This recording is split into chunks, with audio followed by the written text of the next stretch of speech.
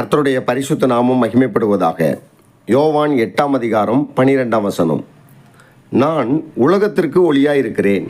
என்னை பின்பற்றுகிறவன் இருளிலே நடவாமல் ஜீவ ஒளியை அடைந்திருப்பான் என்றார். ஆண்டவராகிய இயேசு கிறிஸ்து சொன்ன வார்த்தை, நான் உலகத்திற்கு ஒளியாயிருக்கிறேன் என்று சொன்னார். ஆண்டவராகிய இயேசு கிறிஸ்து தான் உலகத்துக்கு ஒளியாக இருக்கிறார்.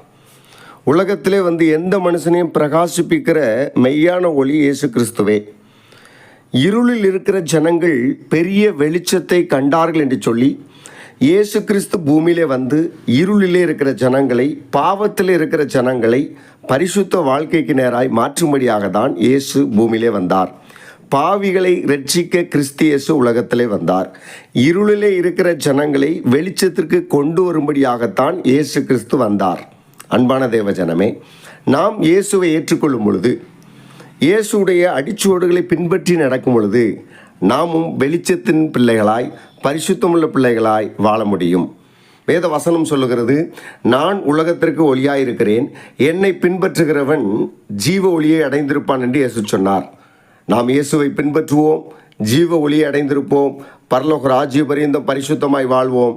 கர்த்தர் தாமே உங்களை ஆசீர்வதிப்பாராக. ஆமேன்.